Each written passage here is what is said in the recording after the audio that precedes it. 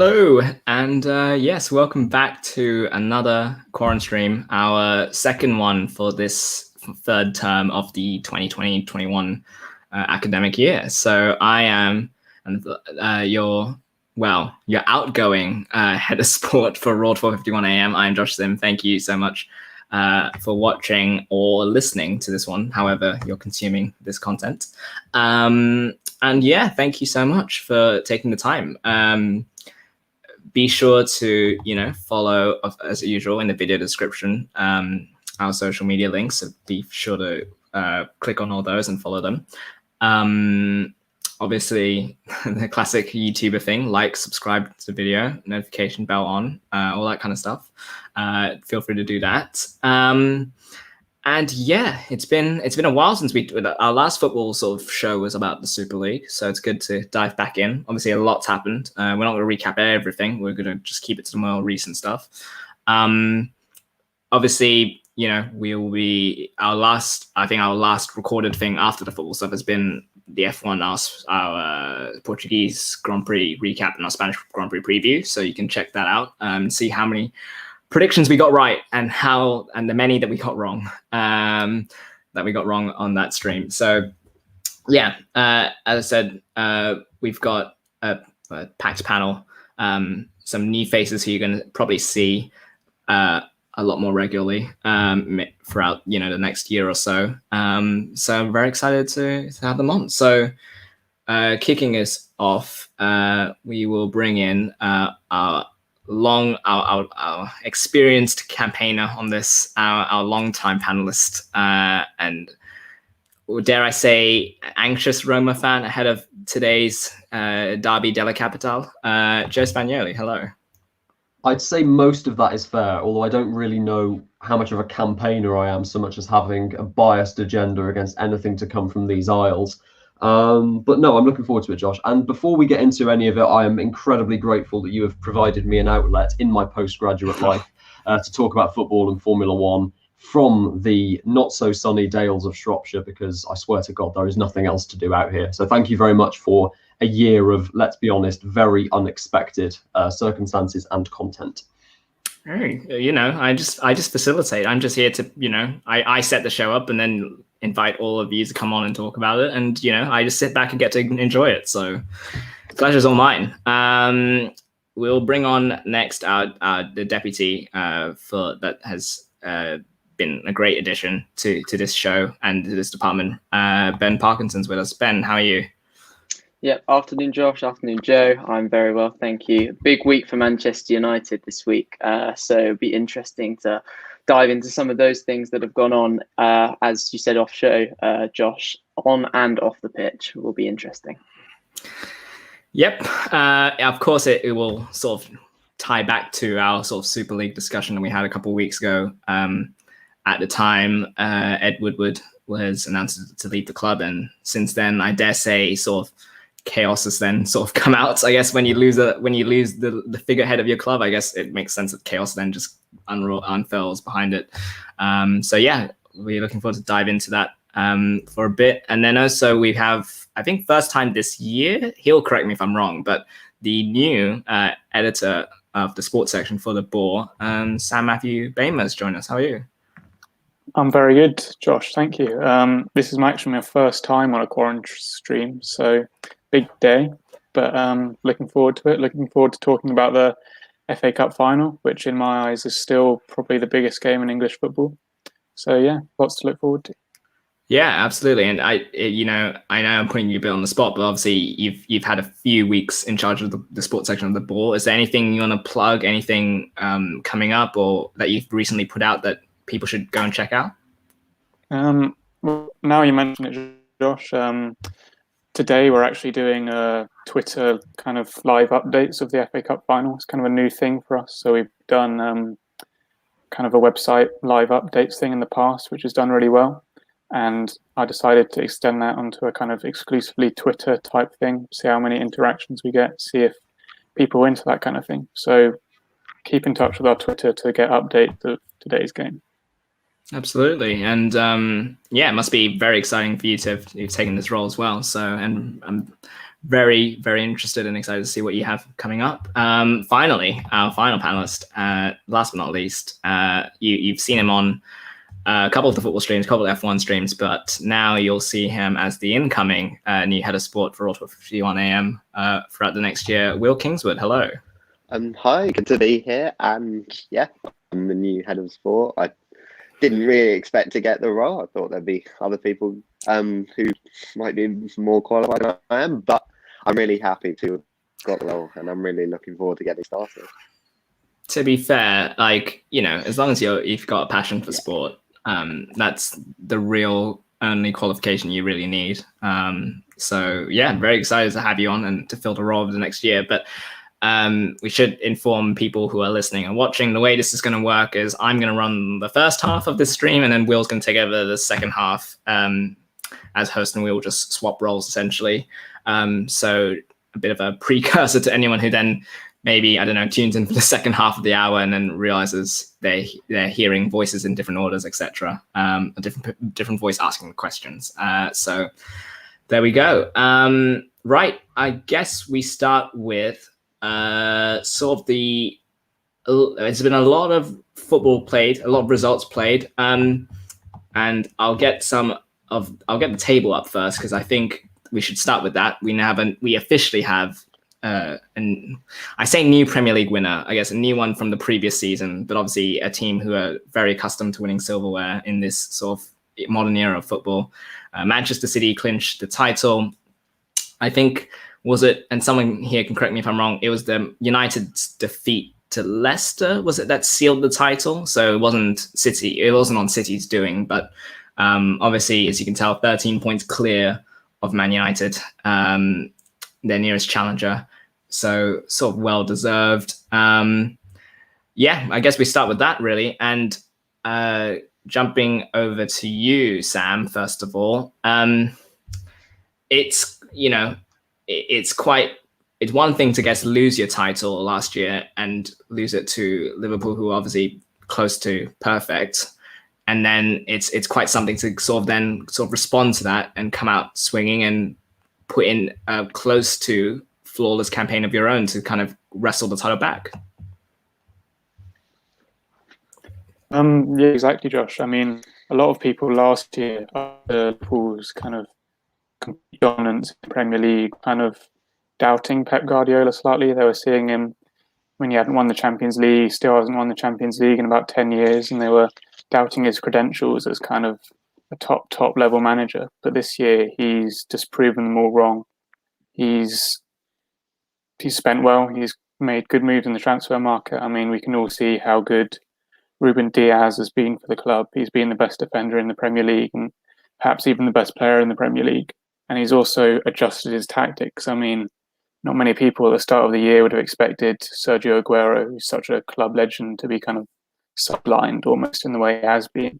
And for them to go for this complete strikerless formation with Bernardo Silva as kind of number 9, you wouldn't really expect that to work, but it has done completely. And it's kind of testament to Guardiola's ability and tactical nous in the transfer market that Manchester City was so dominant in the Premier League this season and could go on to win the Champions League. And in my eyes, they probably will go on to win the Champions League. Yeah, and obviously this is a sort of different iteration of Guardiola's City that has evolved and had changes sort of sprinkled here and there. Will, I'm just curious to know, what do you think? And I know it must annoy you, as we have 2 Man United fans actually on this show, so both of them doubly annoyed with sort of the outcome of the league table. But Will, what's been the biggest sort of improvement / change, I guess, that you've noticed that has made Man City sort of winning title machine again? I think it's not really something Man City have changed. I think it's the fact that Liverpool just dropped off so dramatically from last season. I think I can't remember the title from the table from last season, but I think City were quite way ahead of 3rd place. I think it was between Leicester, Chelsea, and United for 4th.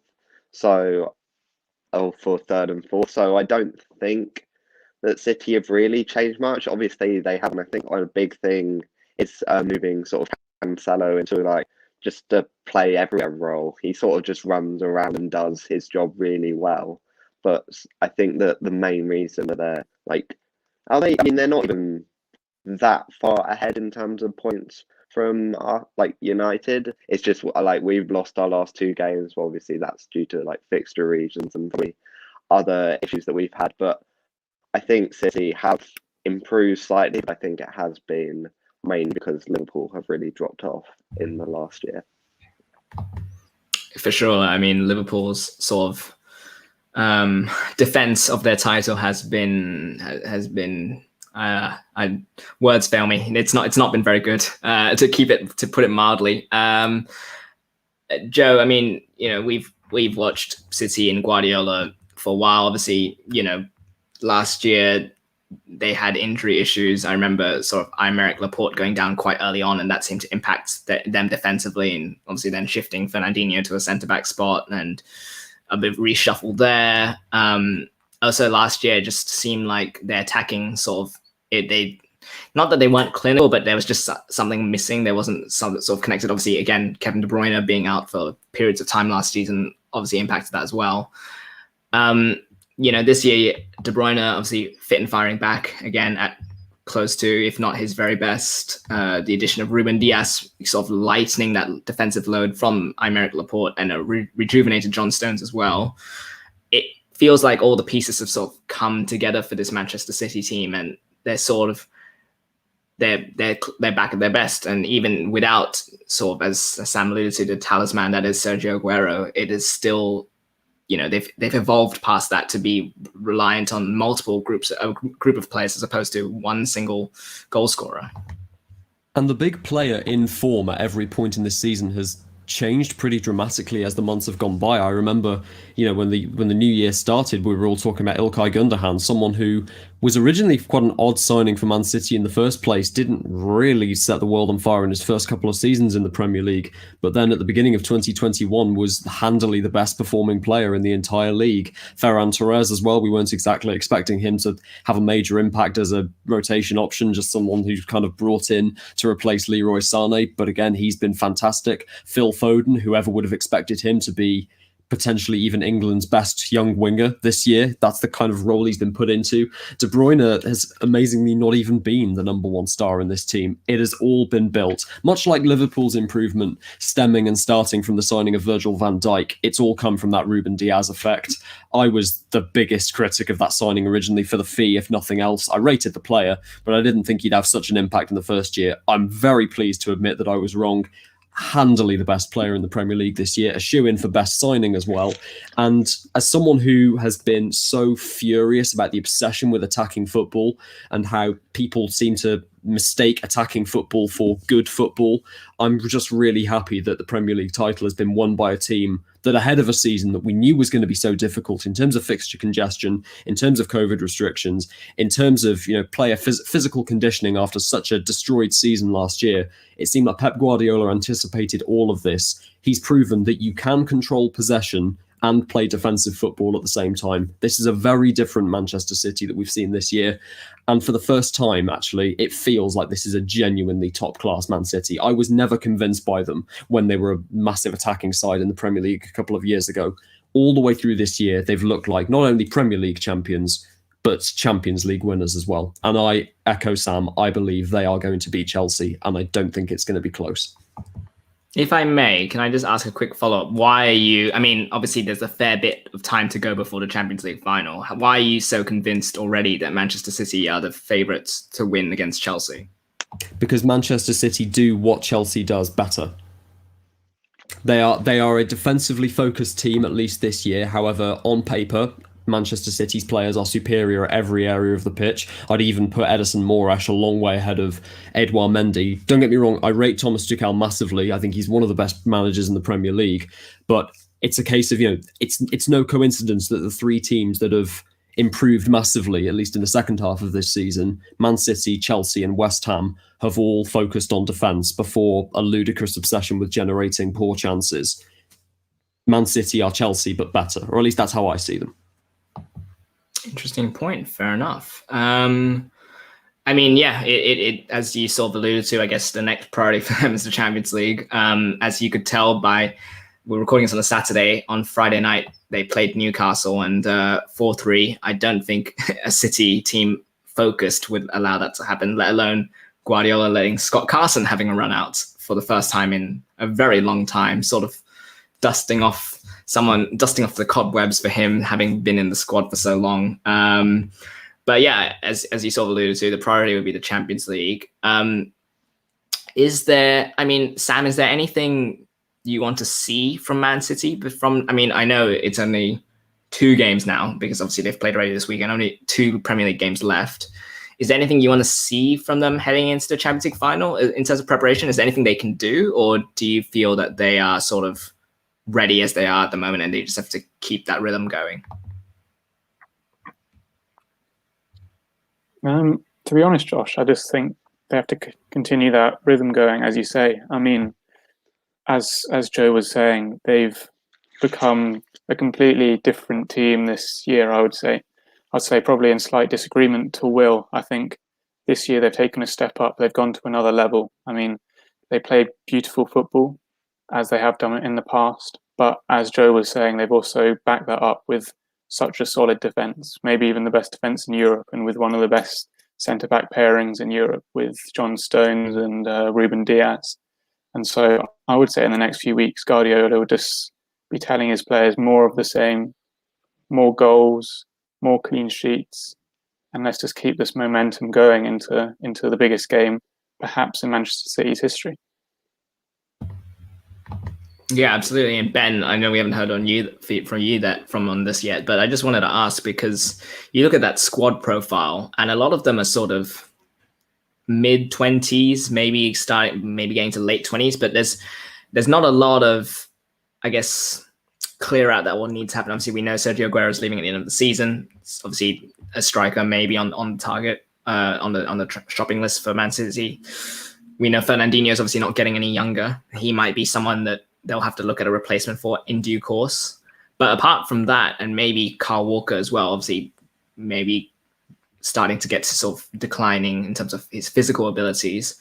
Aside from those 3 that come to mind, this is a City team that's sort of ready to go for the next 2, 3, maybe 4 years as well. Like there's sort of a good core there for Guardiola to maintain and build on, should he want to continue obviously being at Man City. But there's some good stuff going on for the long term as well.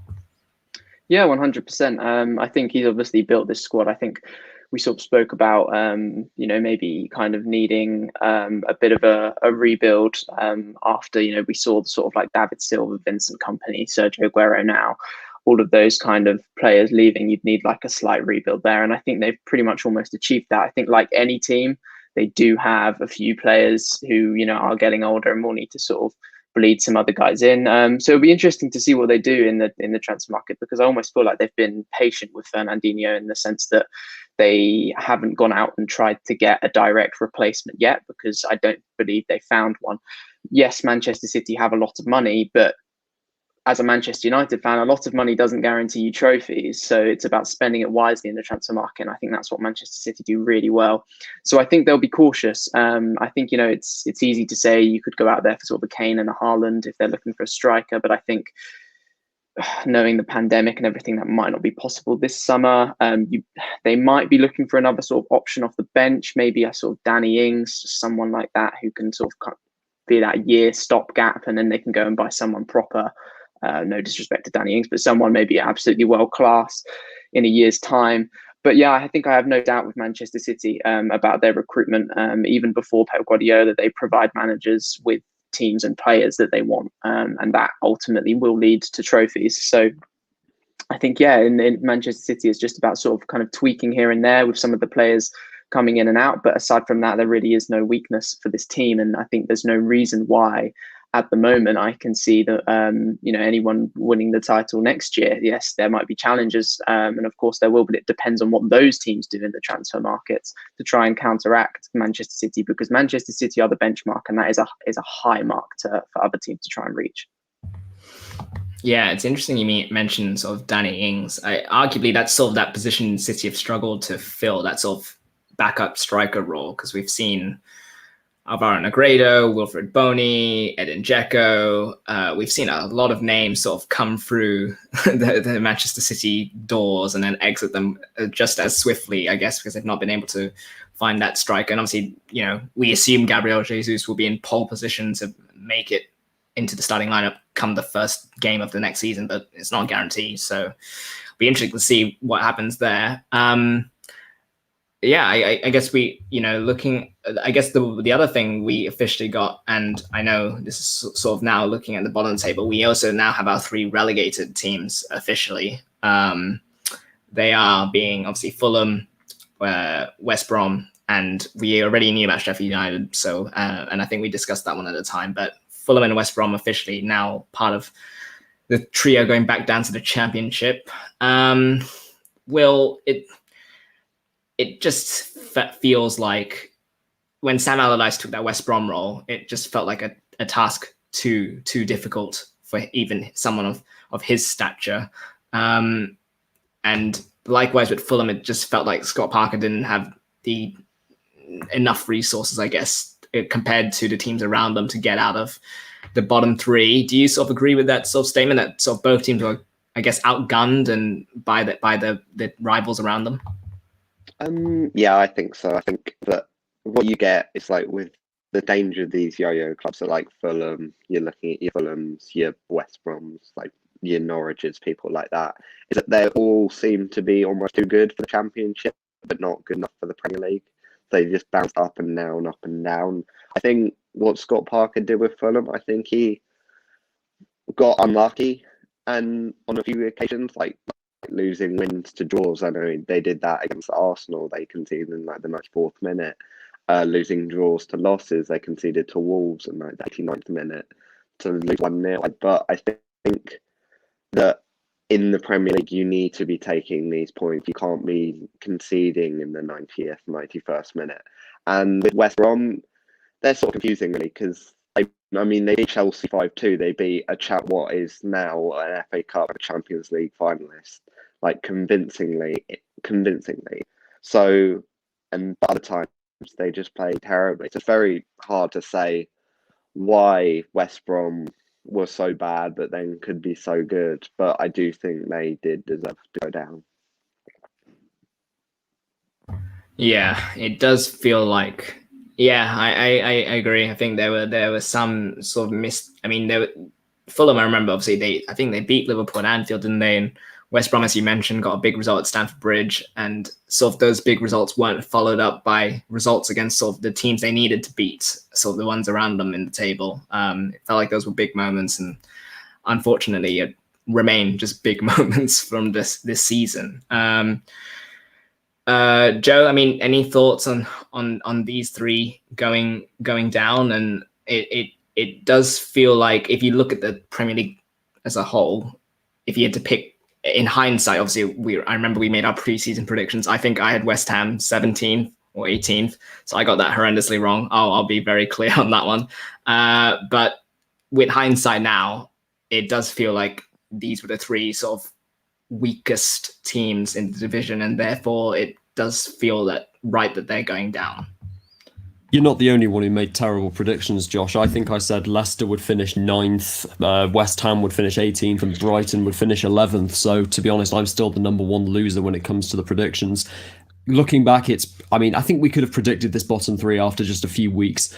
Sheffield United losing Jack O'Connell. If you want to see an explanation of just how much losing that one player hurt them, Tifo Football did a really good video about that a couple of months ago.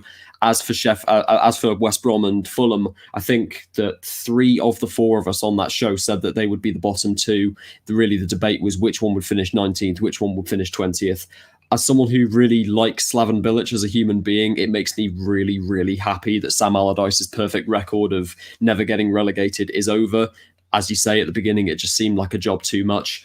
Fulham, despite their position, have actually kind of impressed me this year. They haven't been the defensive horror show that they were last time. A lot of their signings that came in very late in the window have actually worked a lot better than we expected. And I am glad that Scott Parker has been given more time. I do think that, admittedly poor at the end of their last Premier League campaign, but bringing them up from the Championship and getting them relegated not that closely, but still the best of the relegated teams this year, it makes sense to keep him on because financially speaking, it makes perfect sense for Fulham to keep doing this. Get up into the Premier League, get that £150 million a year guaranteed, go back down, get the parachute payments, come back up again. I think Fulham are ironically going to be the new West Brom of the next few years. And I can see Scott Parker actually lasting a long time at that club, although he does need to improve, obviously. Yeah, I'd agree with you. I feel like Fulham are the most equipped to get out the Championship quickly. I mean, of course, it depends on who Sheffield United bring in as their next manager to replace Chris Wilder. And if they can keep some of their players, as you said, Jack O'Connell, maybe Sanderberg, some of their talented players. And similarly to West Brom, I'd be surprised if Mateus Pereira is still a West Brom player next season. It does feel like he might go out. Although, Buendia stayed at Norwich and had a phenomenal year. Norwich are back in the Premier League, so maybe he'll see it as that. Fulham, as you said, made some really astute signings. Anderson from loan from Lyon's been a really good defender for them. And obviously Ademola Lookman, terrible penalty against West Ham aside, has had a pretty decent year as well, and added some spark to their attack. So, yeah, an interesting bottom three. I don't feel there's a whole lot. Sam, is there any other point you want to say about the bottom three, or have we sort of gone through it? Are those sort of the three you thought were going to go down? Well, I was just going to bring up another point, which is said Scott Parker is going to be around at Fulham for a very long time, but he's actually impressed to such an extent this season that I think he's in the top 2 favourites for the Spurs job. So, I mean, I'm not sure whether he deserves it, having just got Fulham relegated. He's got them playing some nice football. He's shown that he's good in the transfer market. He's managed kind of very diverse players very well. So whether he ends that Spurs job or I think we could see him up rather than staying at Fulham in the next few years. So I just thought I'd add that in. Joe, I saw a very extreme reaction off camera. There's 2 ways this ends up. He goes to Spurs, gets them playing good football, but fails because they're Spurs, and his reputation's ruined. Or he does an Eddie Howe, stay at the same club for way too long, and then his star just burns out anyway. I don't see it going well in the long run for him. But if I was, I'm not saying I'd turn down Spurs, because obviously there's a lot of money there, but I don't know if that really fits. I mean, I'm not questioning that there's a link, obviously, because he's a British manager and British media love hyping up people like Scott Parker for top 6 jobs. But yeah, we need to. Yeah, who the hell is going to be the next Spurs manager? That's a question for another day. Can I just say, if Scott Parker was to be Spurs manager, of the 5 previous Spurs managers, 3 of them will be English central midfielders who had decent careers in Tim Sherwood, Ryan Mason, obviously interim, and Scott Parker, with Jose Mourinho and Mauricio Pochettino sort of sprinkled in between. So that does feel like the stereotype Tottenham are looking at managerial wise. So who knows? Maybe that does feel like sort of what they're going for. That kind of energy at White Hart Lane. Yeah, I don't think there's much to add on the bottom 3 though. I did want to commend Fulham actually quickly, because I remember last time in the Premier League they made that switch to bring in Ranieri halfway through the season, and obviously it didn't work out. But that was an evident sign that they were sort of really swinging for the fences and trying this sort of wild approach of bringing in a new manager and hoping a new manager bounce would happen. And I'm glad they sort of stuck to Scott Parker, and even though it didn't work out as much as they hoped, I think in the long run they've gained a lot more. So yeah. Joe, for those watching or listening, has just commented that Dele Alli might be the next Spurs manager, which is sort of the thought I had rushing through my head, or a Harry Winks or something like that. I just didn't say it, but there you go. One of them, one of those 2 guys for sure. Let's go through. I mean, there was sort of a lot of fixtures going on throughout the last week. This covers last Saturday up until Thursday, in which the sort of elongated round of Premier League fixtures ended at Old Trafford. And indeed, we went to Old Trafford a lot. And And let's go there because as people can see in the ticker, they played 3 times in the space of, my maths is failing me, 5 days, 6 days, something like that. They seem to be playing once every 2 days, sort of like the NBA. I mean, we've got 2 United fans here, so it behooves me to go to them. Let's start with you, Ben. I don't know what your expectations were heading into this. Obviously, the scheduling is a nightmare, and the fact that it's Villa, Leicester, and Liverpool, sort of 3, top half. I mean, Villa's 11th, sort of. I mean, I'll count them as top half, sort of like very decent teams in the Premier League. Obviously, Leicester and Liverpool a bit more than decent, but anyway, it was going to be a tough task for sure. And so, are you surprised at are you surprised with sort of the outcomes that came out of those 3 games, or are you disappointed, or where are you like with what you expected out of before that week started? If I take it game by game, Aston Villa, I expected that. It was a good performance and a good result.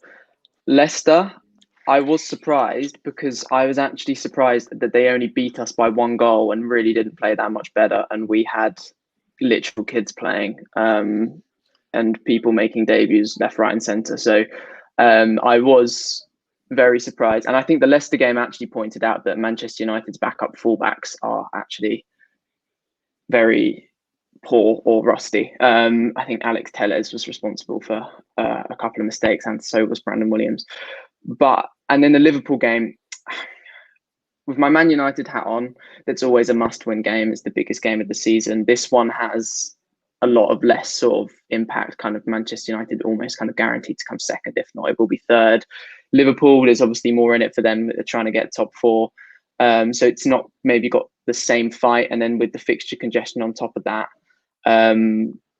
But I still think as a Manchester United fan, you need to win that game. If I put my neutral cap on, Liverpool, there is no way in hell Manchester United should have won against Liverpool. And if Liverpool lost that game, I think that would be a disgrace. They've had basically 2 weeks after the fixture got rearranged. So a week before the fixture was supposed to be, then a week again after, to prepare for that Manchester United game. And Manchester United had, I think, a day.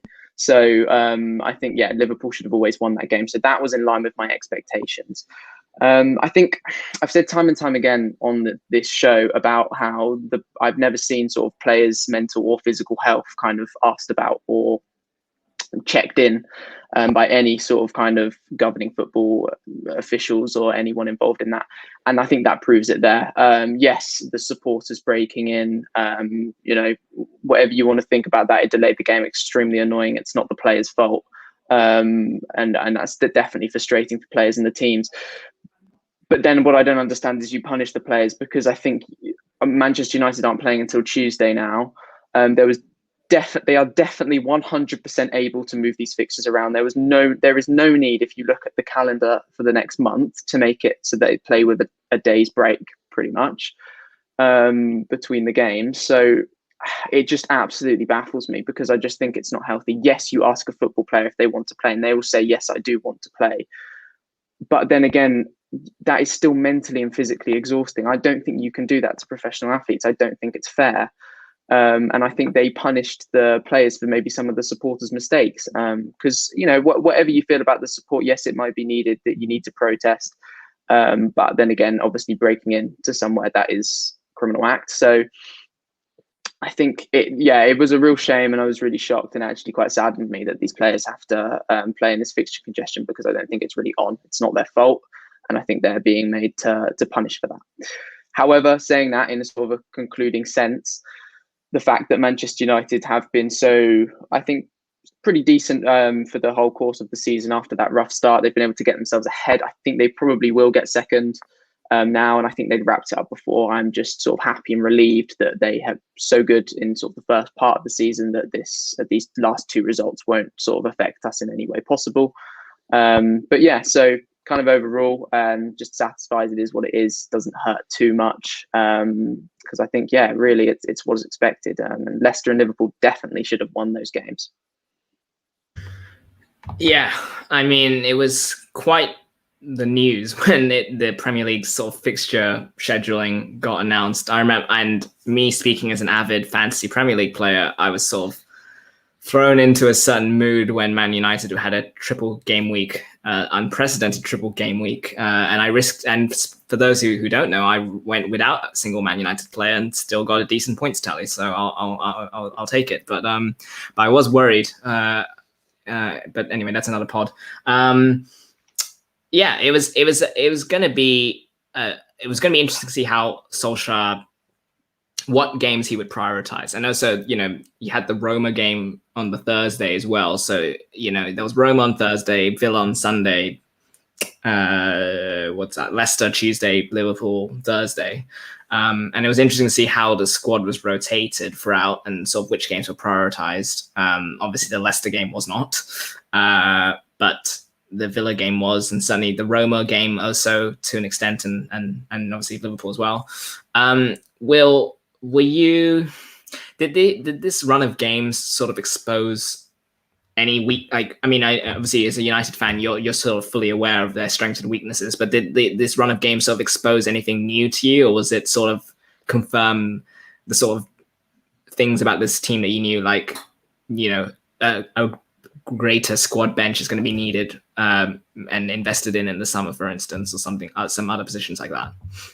Yeah, I think these games are like unprecedented. You would never expecting to see a Premier League team have to play 3 games in 5 days. And the fact that some people are complaining about the fact that we rotated our first 11 against Leicester is ridiculous. It's not, you can't expect our first team to have to play 3 games, like play a game on Sunday, play a game on Tuesday, play a game on Thursday, especially against the caliber of opposition that we would have faced.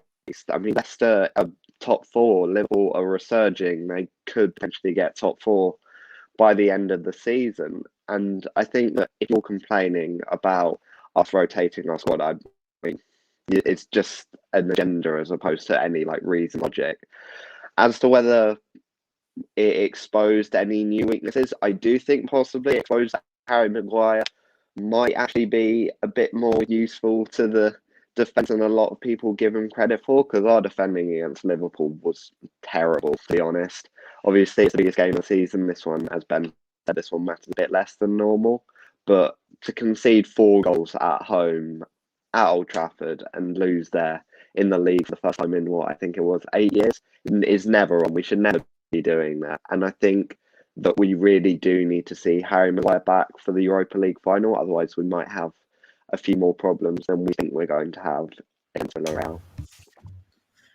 I mean, it's quite damning when the defender that comes out with the most credit from Old Trafford for Man United Liverpool is Nat Phillips, who was Liverpool's 5th, 6th choice at the start of the season. It's quite damning that he comes out with as the biggest star performer of the defensive players. But yeah, I mean, I'll get to you two next on the protest in a sec. I did want to ask Sam, as someone who follows the sport quite closely, and obviously the scheduling has sort of backed the leagues and calendar. It's become obviously this very crowded calendar at the moment, and obviously the Premier League is sort of racing against time to get this all done before the Euros. Do you think anything could have been done? Are you sort of sympathetic to what Man United had? I mean, the 3 games that they had to do, or do you feel like because obviously they are, they're a team with so close to limitless sort of resources that they could have dealt with the 3 games as well as they did, and it would have been okay?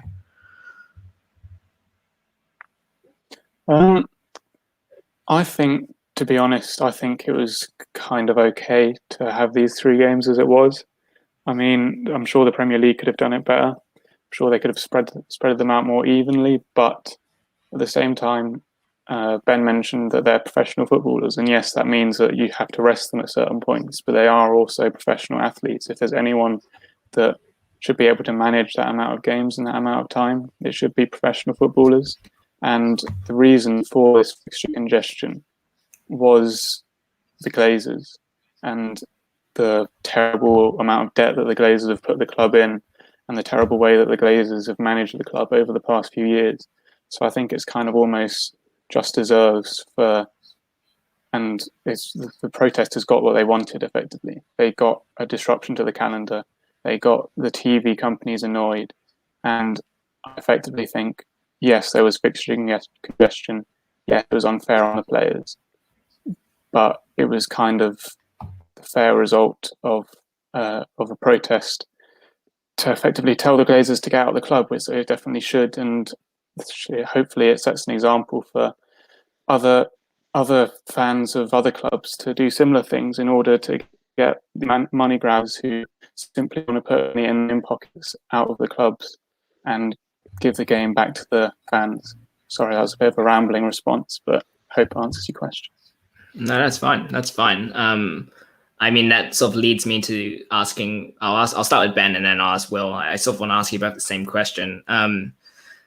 Obviously, yes, since the Super League sort of fallout, since the announcement that Ed Woodward was going to depart, obviously attention has turned to those above him, being the Glazers. And there's obviously been a fair number of protests that obviously forced the Liverpool game to be postponed in the first place. United fans resorting to, breaking into the stadium, obviously, taking to the streets outside the stadium to vocalize their sort of their concerns and all that kind of stuff. I'll ask Ben first, and then I'll turn it to you, Will. Just give us a perspective of being a United fan. Are these sort of concerns and worries about the Glazers? Is that sort of universally shared by the entire fan base? Do you agree with sort of how these protests were done? Just give us a perspective of how you felt they were done. I'll start with Ben and I'll go to Will. Yeah, I don't know a single Manchester United fan who likes the Glazers. Like Sam said, they literally pretty much put all of their debt on the club and just take money out of it every year. So I think, they need to be out of, and I think it's not just Manchester United, they need to be out of our league, they need to be out of our country. If they can, hopefully it would be maybe a bit of a domino effect. You can start getting these other, some of these other owners out of their clubs as well. Regarding the fans vocalizing and, giving their opinion, of course that's needed. I think it always is it's fair. Everyone has a right to protest. Breaking into the stadium, it's a weird one because I think I sort of sit on the fence with that one, because I think it's fine if that's what's necessary. If you need to go to the Glazers are unfazed by a lot, so I think you do need to sort of take it to the next level, and if that is the next level. However, there obviously is no excuse for sort of criminal acts and sort of some vandalism that went on when throwing things at TV pundits as well. That's inexcusable. I think no one wants to see violence, and I think the coverage of the game that actually got cancelled, I think Roy Keane and Micah Richards were sort of very, very clear on this, that yes, I think the protests are necessary, but there's always one or two idiots who come there and then just take things too far. So I think regarding that, the people who obviously take them too far are in sort of a different section in my mind of the people who've done stuff wrong.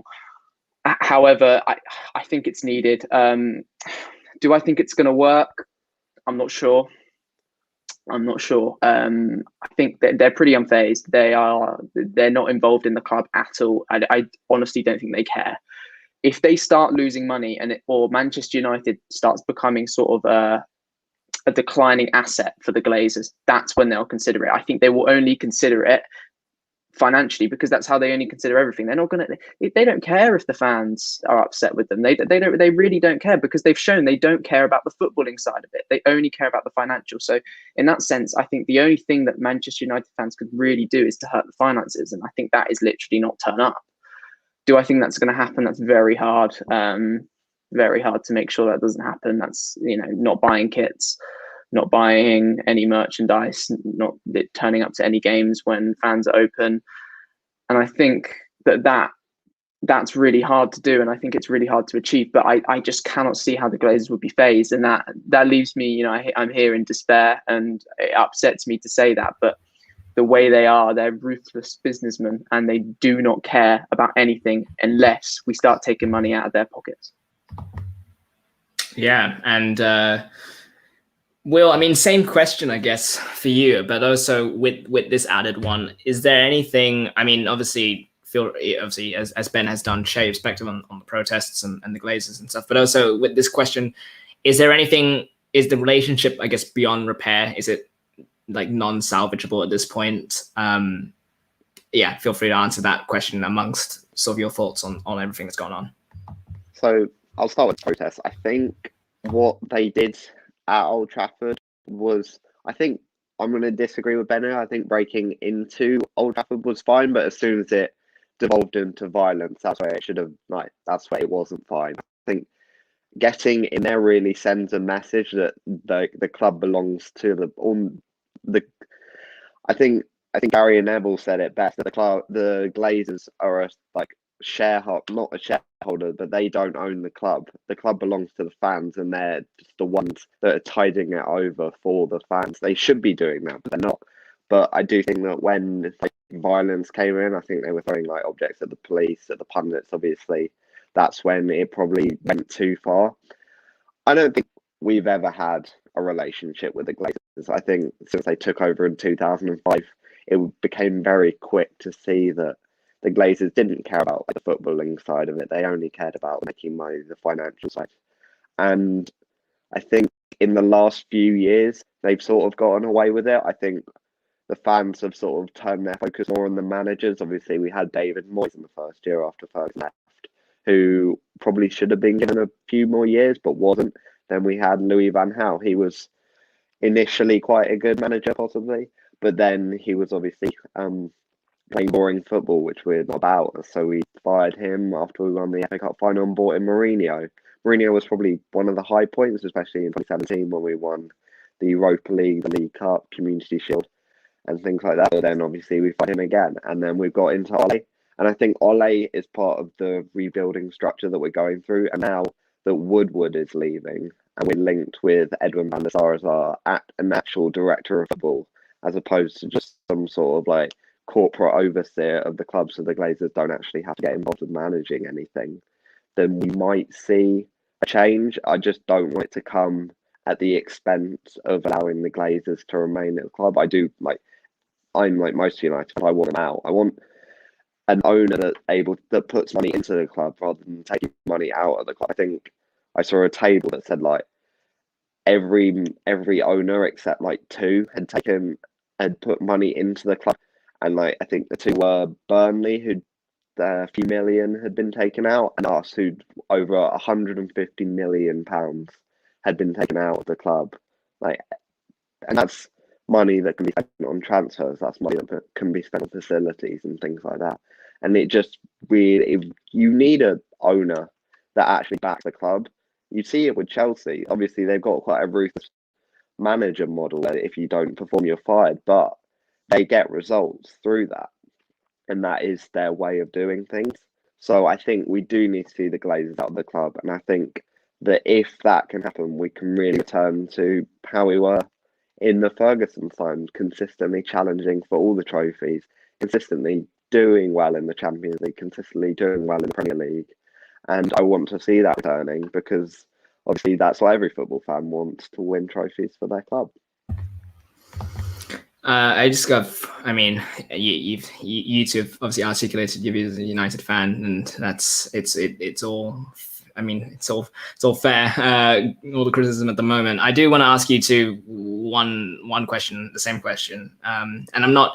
And let me put this into context carefully. I don't feel that football fans are easily satisfied with a spending spree in the summer. I'm not saying that, but to an extent, it might, take attention away from the deeper issues going on at the club.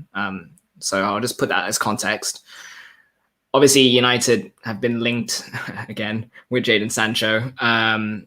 They've been linked with a new centre back, be it Pau Torres or Jules Koundé or someone from seemingly from Spain, apparently. Would sort of a big spending spree, sort of big squad investment, would that change your opinion on them at all, or is that just all smoke and mirrors? Ben, I'll ask you that first. I don't think it wouldn't change my opinion on them, but like what Will said, I see the Glazers as separate to this new building process and structure that we're going for. And I think that I still want to see us building through this structure with or without the Glazers. But I think it's happened so many times now. This can't fall. If it happens, it can't fall us. Will, same thing. Would a spending spree change your opinion, or are you able to, as Ben is, keep those things sort of separate?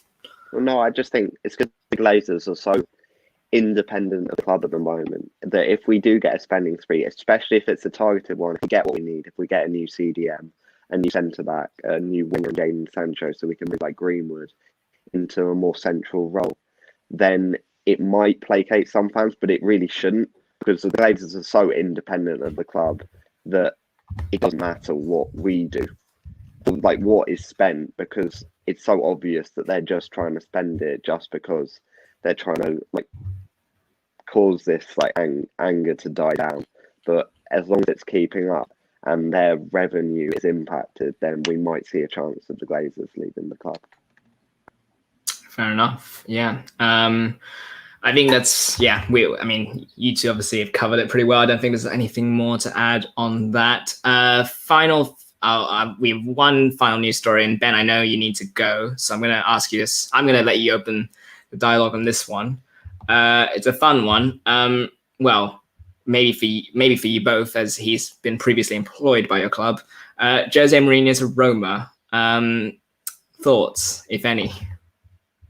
Ooh, I feel for Joe a little bit. I think everyone knows what's going to happen. It could be a good move, though. I don't know. It was quite odd to see him jump straight back in. That makes me feel like he's got a plan to some extent for him to jump straight back in. However, I do feel the same thing happens with Jose all the time. This is his last shot. I think if he does a really poor job here, then I think he's as good as done. So yeah, it'll be interesting to see what players he gets. I think I saw a rumor about potentially David De Gea going from us, potentially on loan or as a fee. And then I know we were talking off air before about potential other Premier League players he's already scouted, who he'll be bringing over. But it's a mixed. It can be mixed with Jose Mourinho. You can win some things, and it can be absolutely great. But that third season, or with Spurs, that second season is absolutely awful, and I don't think I've felt as much negativity from the players or a group of sort of athletes as I have when Jose was at Manchester United in his third season. So it'll be interesting to see what happens there. And yeah, best of luck to him. I think Jose Mourinho is a bit of a charmer. He has previously charmed sort of the media, and definitely in Spurs, I think he sort of became more active on social media, and that did actually liken a lot of people to him. So I think, I'd like to see Jose Mourinho do well. He's obviously a talented coach. You don't win and do what he's done in the game without being a talented coach. So I want to see Jose Mourinho do well, but I think you sort of have to. And Joe will know this as a Roma fan. You know it's only a 2-year thing. It's not going to be beyond 2 years. And if it is, it will be 2 years and 2 months. It won't be any longer than that, because Jose Mourinho loses the dressing room in the third season, and that is a guarantee. Wise advice. And with that, Ben, we need to let you go. Thanks for coming on, and thanks for ending on Feedback Corner for Jose Mourinho and for Roma fans. We'll catch you in a bit. Yeah, thank you very much, guys. So yeah, that's Ben, and we'll bring back Sam and Joe once I work this out. There we go. And Sam, I'll cut it to you because I know Joe will have a lot of thoughts. Joe, please keep it brief. But yeah, Sam, it's where does Jose Mourinho for you sit in sort of the standing of managers at the moment? Like where is he in your opinion at the moment? His sort of standing at the moment? I think his standing has fallen quite drastically over the last few years, but I must admit, I do love Jose Mourinho. I mean, that Spurs documentary just showed his character, showed how funny he is, showed how good of a manager he can be. And that's why I think that this kind of appointment by Roma could be a match made in heaven, almost. I think it's very reminiscent of when he went to Inter Milan, and even possibly when he went to Porto as well. I watched Roma in their 2 legs against Ajax, and I'm sorry to say, Joe, but you were absolutely terrible. you've got very few players who offer anything special, I think. I mean, you've got a decent defence and you've got a aging striker up front in Edin Dzeko, but beyond that, I can't really see much going for you. So I think Mourinho could, if he brings back kind of the spirit of the kind of 2005 Mourinho, I think he could be the perfect appointment. I think he'll make the right signings, and I think he could get Roma back to the top of Italian football, where you haven't been for a few years. All right. Yes, that it does feel like his recent spells in English football have definitely affected his stock. Now, Joe, before you go, I set you off, and please keep it brief. I have Googled Roma transfer just now, and just looked at just on the articles section and just seen what names have been linked. Here are the names that come up on the first 2 pages of the search. Can I do a thumbs up or a thumbs down for whether or not I approve of them, for whatever reason? Yes. Yeah, just to save time, go. Okay. Sergio Romero. All right. Eric Dyer. He is a decent one. And I mean, Lille keeper Mike Mainan. I probably pronounced it wrong. It's not my choice, but I would be happy if it happened. That's a good one. That's a good one. David De Gea. Because of wages, not because he's a bad player. Right, okay. Kurt Zuma. Not really needed, but he's a good player. Yeah. Renato Sanchez. I still can't work out an answer for this one. I've no idea. Right. Angelo Ogbonna. Okay. Andrea Bellotti. Not my first choice, but yeah, of course. And finally, 43-year-old Gianluigi Buffon. It's great. Replace 39-year-old Antonio Mirante with 43-year-old Buffon. Yeah, why not? There you go. Oh, I'll add Nemanja Matic. I'll just throw that name in as well. I think it's going to happen. That's one of the ones I can actually believe will happen, but I don't necessarily want it to. Well, that was a fun game we just created on the spot. But now I give you, and this will be the last question I ask as a Raw Sport host, but feel free to answer the question about your thoughts on Jose Mourinho, your favorite club, Roma. You know what, Josh? I'm going to try and keep this as brief as possible, and I think it is incredibly fitting on what might well be my last ever for football appearance on Raw Sport that we finally get to talk about my club, although admittedly to laugh at it. I think what we need to bear in mind with a lot of these transfer links is how quietly the Friedkin Group, the new American owners of the club, operate. The link in terms of new manager has been Maurizio Sarri or Max Allegri, which was never going to happen, but specifically Sarri for month after month after month. And then Mourinho just comes in out of nowhere. The same was true of player transfers way back when. So the truth is that you can report on these things as much as you like. The Friedkins don't really announce these things, so chances are it'll be something completely different. May well be some of the players that within the Italian domestic system that I prefer. So Juan Musso in goal from Udinese, Dusan Vlahovic from Fiorentina, who's probably out of our price range. When this happened, my immediate response, you'll be happy that I can keep this short, Josh. I'm not actually allowed to say what I said because it was massive bilingual swearing.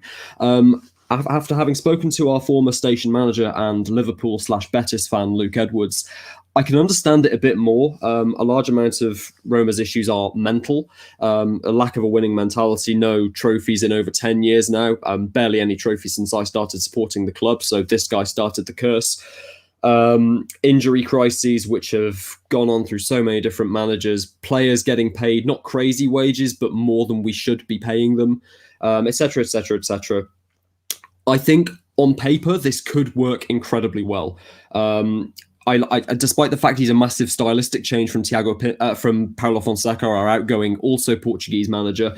If our general manager, Tiago Pinto, ex-Benfica, wants Mourinho in, then I'm willing to support that. If the new owners want Mourinho in, I'm willing to support that. If the players like my beloved Nicolo Zaniolo and others are excited about Mourinho coming in, then I'm willing to give him a chance. The problem is, and I've said this before and I will say it again, Mourinho's patterns of success in the past at Chelsea, Real Madrid, Porto, and actually Manchester United as well, considering the quality of their squads, they happened at elite level football clubs. AS Roma, despite their name, are not an elite football club and have not been for approaching 20 years. The Spurs team is full of massive bottle jobs with a mentality problem that goes back decades. I accept that. But it's not like he's taking over some Galactico side. I really do fear for what this could do to the club long term. And the fact he's being paid more than twice what Paulo Fonseca's been paid the last couple of years really bothers me. So yeah, I am very, very, very mixed on this appointment, but it's going to be fun. A couple of thoughts there. First of all, his previous time in Italy will surely be of some encouragement, maybe. It was 10 years ago. That is true. I'm sorry, Italian football has changed massively since then. Okay, fair enough, that caveat. Second of all, I did not expect to give you the match like the gasoline that is the Tottenham fan base and put that on fire as you head for that exit door. But yeah, that is a pretty fitting way for me to sign off. And we're going to do this handover, I guess, on air. So I just want to say before I give it to Will, and I'm going to put this, because I'm egotistic enough, I'm just going to put this on me. I just want to say briefly, I'll keep this very brief. Thank you to everyone, all the guests that have come on this show over the past year, have come on to YouTube for the past year, because I know that's not our usual style of operations, but we've had to switch things around. And a big thank you to all our interviewees as well. I think we've done 11 interviews, starting with Chris Williams, all the way to Katie Smith at the BBC Sport, and obviously Nathan Ferguson, who's now at Crystal Palace, and including Daniel Taylor of The Athletic, Ed Aarons of The Guardian. It's been an absolute pleasure to talk to them and all the other interviews we've had. And this has been it's been a great. I've loved being here and doing this. And yeah, I can't wait to see what Will does. And to sign off there, I will now pass it back to him. So, Will, here you go. New head of sport. Thank you. So I guess we'll start with some of the fixtures for the next week, really. Sort of end of the Premier League, but we've got the big game this weekend. In fact, it's starting in an hour from when we're recording this. We've got the FA Cup between Leicester and Chelsea. I'll come to you, Josh, first. Obviously, Leicester, it seems that they've had a bit of a curse in this cup. They've lost their past 4 finals, and they've, in the 5th one now, haven't been in the final since 1969. Do you think that will be weighing on their minds a bit when it comes to walking out at Wembley?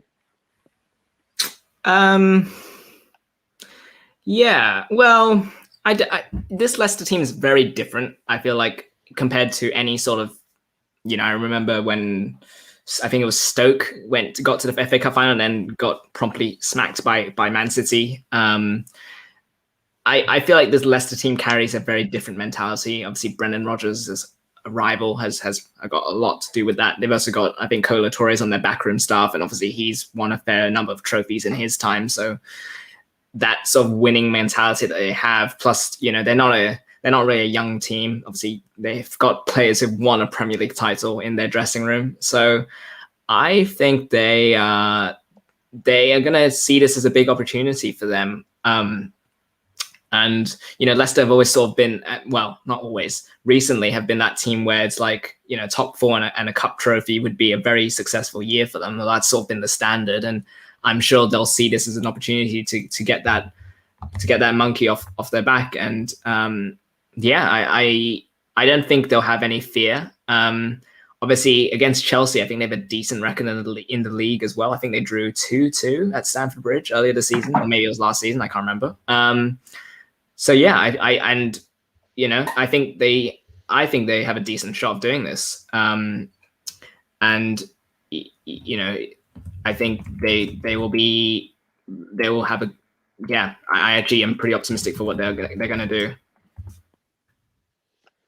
Yeah, I mean, it's hard to say really. Leicester sort of had their mid-season sort of slump, but now they seem to be coming back. I'll come to you next, Joe. By contrast, like Chelsea, they were in the final last year. They last won it in 2018. This seems to be almost their cup, like City have the League Cup. Do you think that they'll be more confident this time against Arsenal? Obviously, I think most people thought they were going to beat Arsenal, but then Arsenal won 2-1. So do you think they'll want to resort the demons of last year?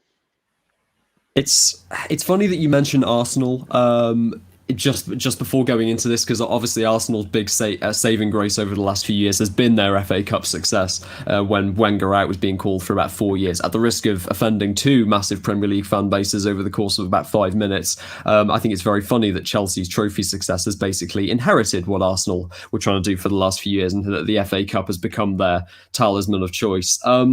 It's hard to know really going into this game. I think, first of all, I just need to point out that Leicester City are the only team in the Premier League that thinks charging people $14.95 each to watch a Premier League game from home was a bad idea. So they're basically English football's Red Cross at this point. Also, Chelsea were prepared to sell English football under the bus at the first opportunity and then bottle it. So thanks for that. Needless to say, I won't be supporting them. I honestly, if I was Chelsea, I'd be afraid going into this game. Chelsea do very well against teams that attack.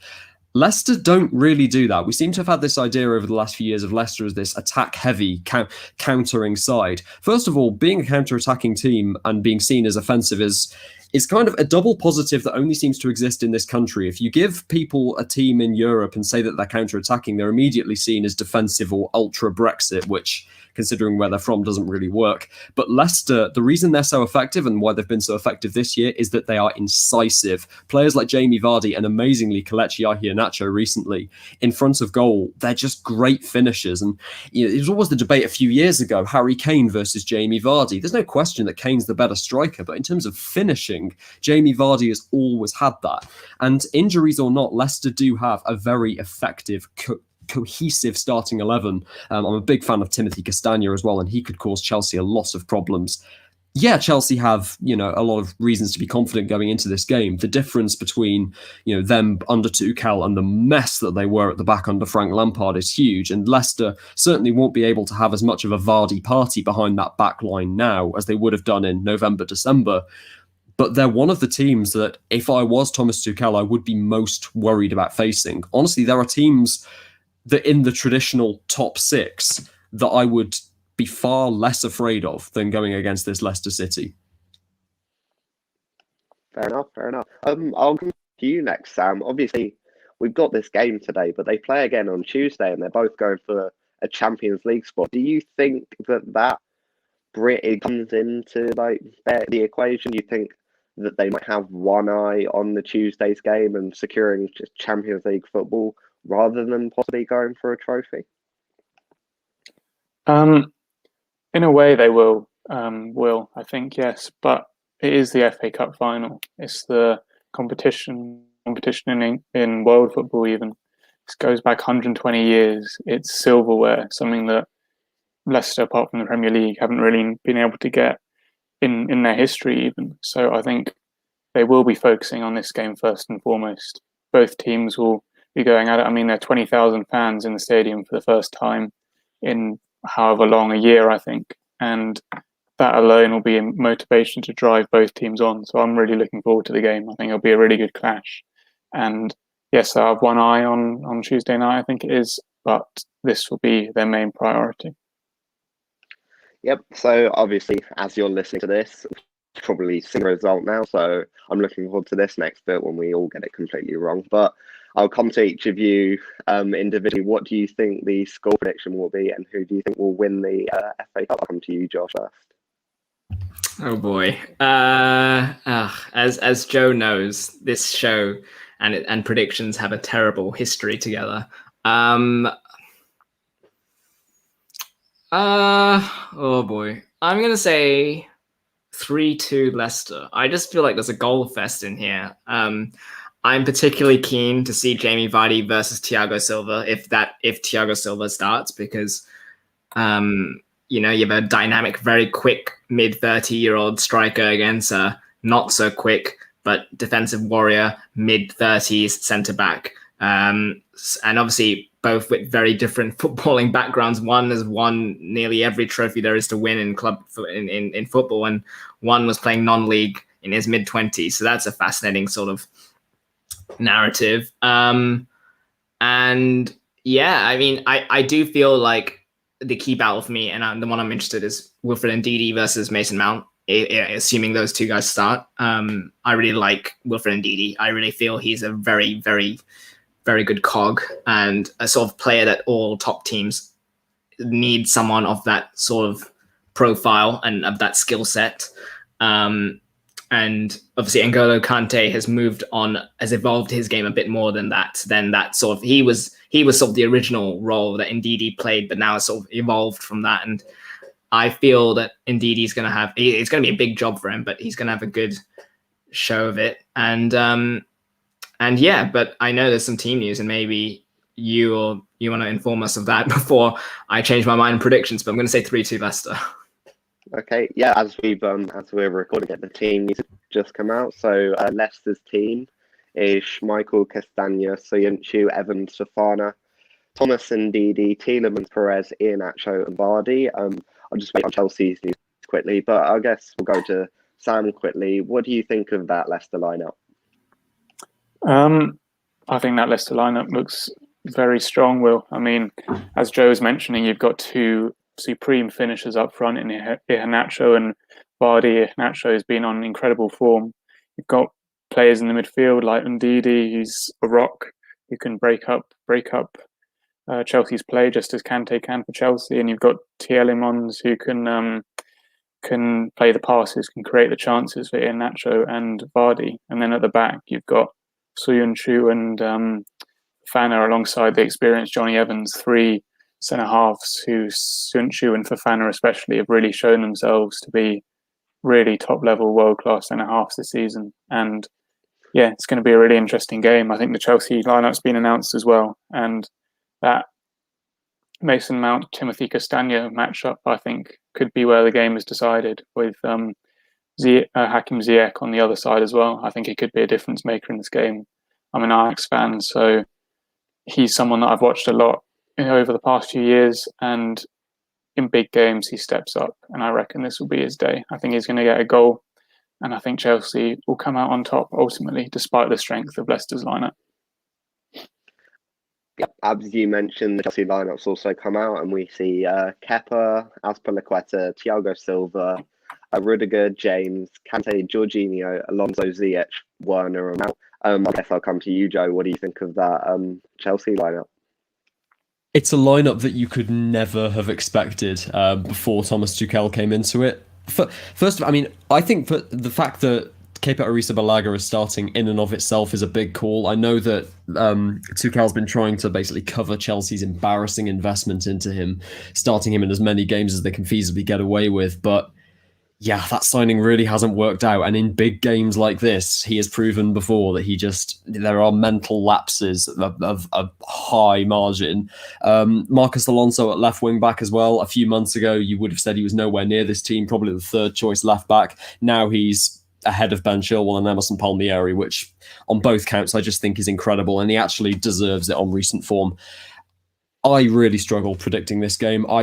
It can't be overstated just how much this means to Leicester fans. Ed Farrer, a former programme controller and head of sport himself, is a diehard Leicester fan, and even after winning the Premier League, the long-term project that started with Claude Puel, failed, started with Brendan Rodgers, what they want is a trophy. It doesn't matter if it's another Premier League. They want an FA Cup. They would have wanted a League Cup.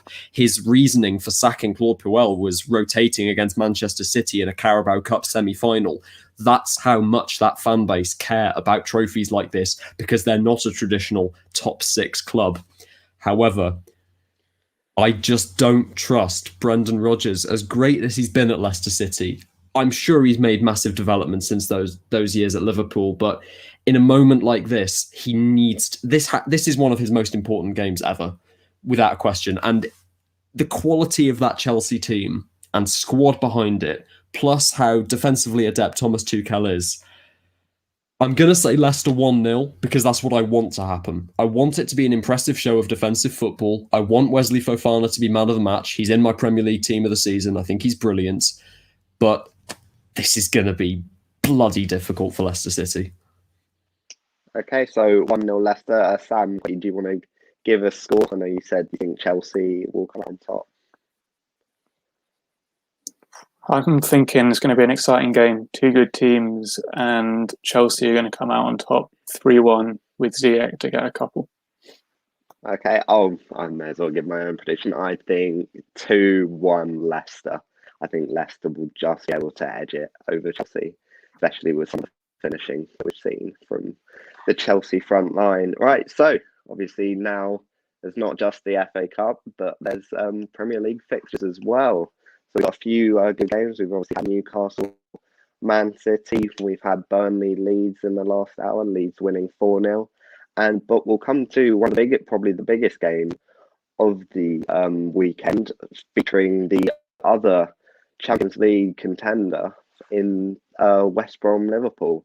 So obviously, I'll come to Joe first. The reverse fixture for this game was a draw between the two sides. Do you think that might have an effect on how Liverpool and West Brom approach this game? As I'm becoming something of a broken record this year, it's really difficult to call anything involving Liverpool, considering that they're playing effectively League One centre-backs all season. So I really can't put anything reliable going into this game. On the one hand, you could say that a West Brom team guaranteed to go down, all the pressure's off, just go out there and do what you can. But on the other hand, they also haven't really got a huge amount to play for. I want to say Liverpool have the mental strength to come through in a game that they absolutely need to win. But on so many occasions this year, they've proven that they really don't do that. I don't want to quote some of the idiots that appear on BT Sport, but they haven't really been great champions mentally. I know they've had massive mitigating circumstances against them, but in so many areas, it's been a mental deficiency from Liverpool. And you'd actually see it after they won the Premier League title last year, as early as that game against Watford, before they even secured the title, that was. So I don't think it's guaranteed that Liverpool win this game, but they really should. On paper, those teams are absolutely nowhere, not even close. Like West Brom are not a Premier League quality team, and Liverpool are only in the position they are because of injuries. And yet, I don't feel confident that this is going to be an easy game for Liverpool. Sorry, Josh, but yeah. Okay, I guess I'll come to you, Josh, next. Do you think, you're obviously, I don't know if you're a Liverpool fan, but Liverpool obviously are going for Champions League football. Do you think that added pressure might play a role, especially against a team that obviously, as Joe said, has nothing to lose?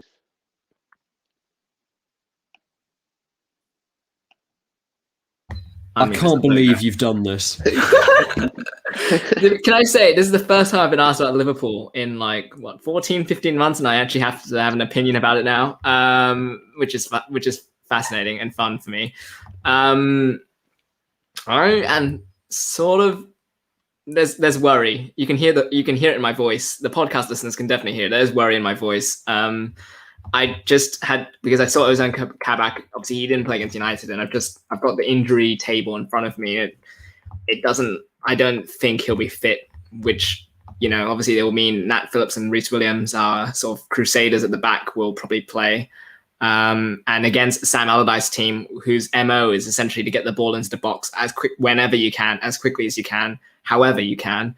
That's going to be that's a little bit of a worry. Although Phillips and Williams are sort of equipped to deal with crosses in the box. It's when they're with the ball that's when it gets a bit tricky. There is pressure obviously to back up. I don't think it'll feel like a great week if we manage to beat Man United, who have obviously played 3 games in 6 days, and us being the last one at the end of the run, and then to not beat West Brom, that would just deflate any sort of enthusiasm that there is. And obviously we talked about Chelsea-Leicester. That's happening later on I think Tuesday or Wednesday. That's obviously, if hoping that they either stalemate or one beats the other, then this game, getting points at this game is going to be huge. So yeah, there's definitely pressure. I think besides the back two, obviously we've worked out a bit of a formula with Fabinho and Thiago together in central midfield, which works because Thiago doesn't have to do all the defensive stuff that he sort of had to do when Fabinho was dropped back in as a centre back. And yeah, it'll be interesting to see if Mo Salah is rested. That's the one thing I'd be curious to see, because obviously Sadio Mane did not start at Old Trafford. I presume he'll start on Sunday, and one of Jota, Firmino, Salah will probably be rested. So that'll be an interesting thing to keep an eye out. But yeah, I do feel West Brom might, they will, I feel, cause problems, because they're sort of, as I said, their MO is to get the ball into the box as frequently as possible, however they can. And, you know, it'll be interesting to see how Liverpool's defense sort of deals with that. But equally speaking, Liverpool should have the quality to get it done. So I tend to be one of the more pessimistic Liverpool fans out there. So that you can, if the trepidation in my voice probably shouldn't be there, but you know, it is.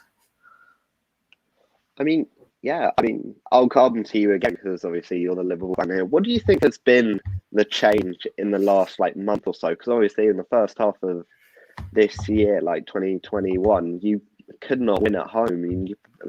Winning away, it'd be very difficult as well. So why do you think it suddenly switched up in the last few weeks and months? I think the Fabinho moving from centre back to centre midfield has obviously done a lot. It's freed up Thiago to do the things Thiago does best. You know, at Bayern Munich, Thiago played alongside Kimmich, or when David Alaba at times at central midfield. It's because those two guys did dirty work, plus in quotations, and Thiago was able to do the things Thiago does best. So I think that's helped. I think obviously Diogo Jota returning adds more unpredictability to our attack. And I think having sort of a free-flowing front three again, rejuvenated, it seems like as well, that obviously causes the panic and terror that a lot of Liverpool fans would have hoped for from that quartet, or maybe three of that quartet every time they're on the pitch. And I think just more game time for Williams and Phillips, and more Williams less so. I think Phillips has certainly benefited from sort of regular game time and sort of getting to grips with the system and all that and everything. And obviously you've got a very hungry and motivated Trent Alexander-Arnold, who's obviously smarting from from not getting called up by England, and has sort of responded and is now in some of, not his best form, but certainly his form is back on the way up again. So I think all of these sort of little things have certainly contributed, and thank goodness. I wouldn't have thought this when the fixtures came out in July or August, when the sort of fixtures came out, but thank goodness our last three games are sort of West Brom, Southampton, I think, or West Brom, Burnley, and Crystal Palace, because it's a very inviting way to finish the season. Yes, I think you can definitely say that. I'll come to you finally, Sam. Obviously, Josh mentioned that the attack of Jota, Salah, and Firmino has sort of helped rejuvenate them. But obviously, we saw on Thursday that Sadio Mane wasn't actually that happy with Jurgen Klopp. Do you think that might play a role, especially if he obviously starts or maybe doesn't start tomorrow? I very much doubt it will play a role, Will. I think we've seen Mane be slightly annoyed when he's come off before in the past. But as Klopp said in his post-match interview, it's natural at a top level that a top player who wants to score more goals is going to be angry when they're taken off. And Klopp has such a good relationship with his players. He's such a good man manager. You see him after every game, he hugs them, he claps them on the shoulder. If there's anything more than just a professional player's slight annoyance of not being able to play a full game, I'd be very surprised. So I doubt it'll play a role, and I think Mane will just get on with it and maybe even come away with a couple of goals, hopefully. Yep, should be a good game, but it remains to be seen. Another game that we've got this weekend is Tottenham versus Wolves. Obviously, we'll now move on to Tottenham, and Joe can upset the Spurs fans even more. But Joe, I guess I'll come to you first. Do you think that possibly sacking Mourinho has really put a damper on Spurs this season, and that now, when they could have possibly been fighting for Champions League, they're now sort of having to rely on the Europa League or any source of European football next season? To be honest, I mean, you could say that the changing fortunes of so many clubs in that area in the Premier League table. I know when we were talking about Frank Lampard getting sacked by Chelsea, Ninu, a Chelsea fan, came on and said that, yeah, but at one point this season we were leading the Premier League. Yeah, at one point this season, Tottenham looked almost dead set on Champions League football, so things change very quickly, especially in this COVID-affected Premier League season. The thing is, I mean, I don't want to say sacking Mourinho has made things worse, because his relationship with the players, and I'll say it again, those, that epidemic of bottle jobs at Tottenham Hotspur Football Club, getting rid of him can only be a good thing. He'd antagonised so many players, both football players like Harry Kane and golfers like Gareth Bale. So honestly, I think bringing in Ryan Mason mentally is probably a positive thing. Tactically, there is a huge problem, and honestly, I think the story here isn't so much on Tottenham, it's on just how important this game is for Wolves. I'm not going to go on into this too much, but I've got a friend around here who's been a Wolves season ticket holder for so many years. The other night, in the wake of a Wolves defeat, he has finally come out as Nuno out. If a Wolves fan is prepared to say that he wants Nuno Espirito Santo, a guy who signed so many Portuguese players that there are now more Portuguese players in the Wolves team than there are in 15 of the Portuguese Liga NOS top division teams. That's how much of an impact he's had. If he's prepared to say that he should leave the club, then these last few games are going to be massively important for Wolverhampton Wanderers. And for a team that, with the exception of the horrible injury to Raul Jimenez last year, haven't been hit too heavily by injuries this year, again, Wolves are kind of a sleeping giant in this league this year. They're a much better team than their form and position in the table would suggest. If Nuno can unlock the best out of them, and I honestly believe against a team that are as much of a mess as Tottenham Hotspur, he most certainly can, this is, much like Liverpool facing West Brom, far from a guaranteed result. In fact, home advantage or not, I'd actually give Wolves the slight advantage going into this game. Yeah, I mean, I'll you, Sam, next. Obviously, Wolves won their last game, 2-1 versus Brighton, and they've had a sort of anonymous season, really. They've never really been in contention for European football, but they've never really been in contention for relegation. What do you think has changed from last season, when obviously they had a really, really good season, getting to the quarterfinals of the Europa League?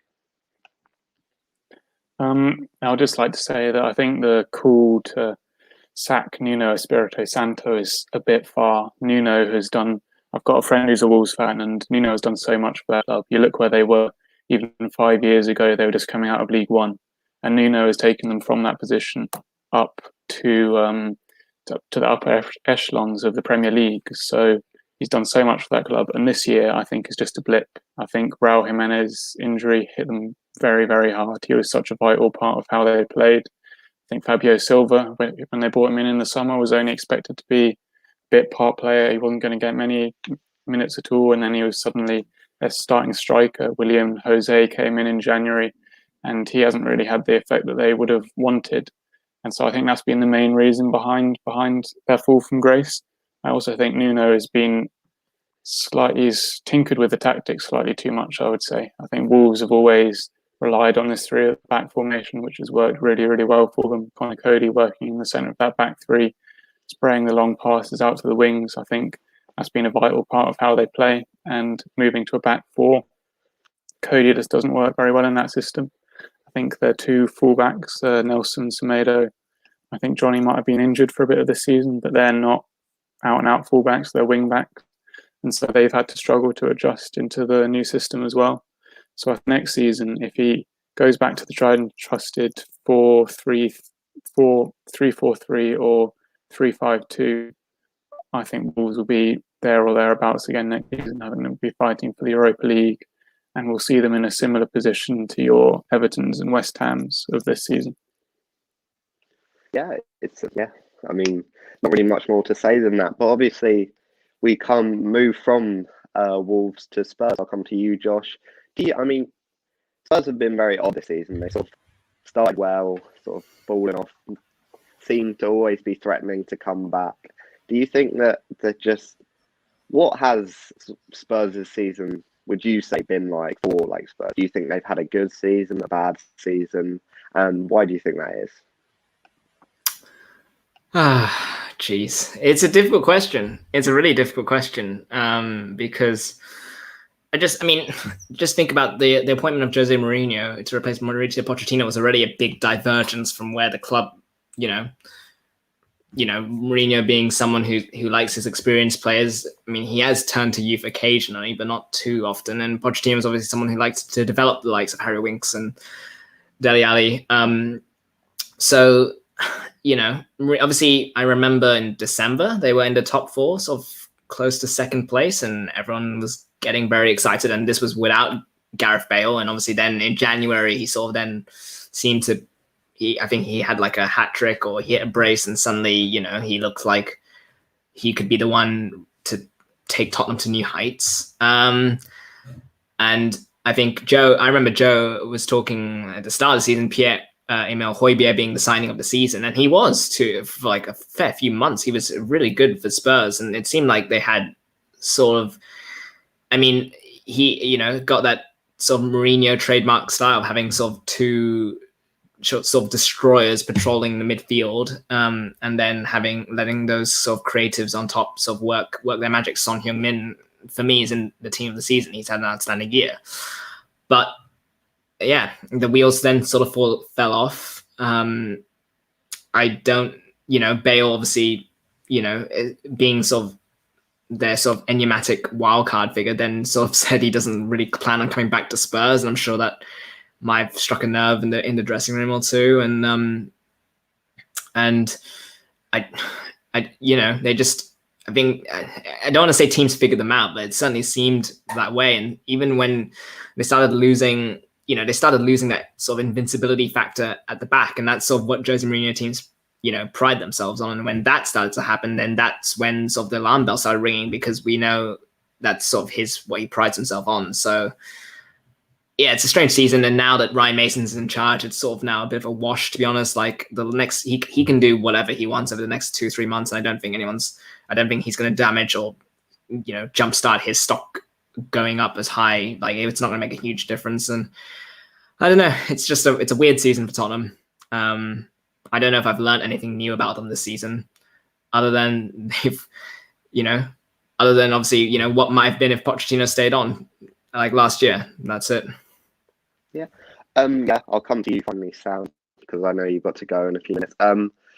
With Ryan Mason, do you think that Spurs were right to have an interim manager, or do you think that they should have had a permanent manager? And if so, who would you sort of back as the new permanent Spurs manager? A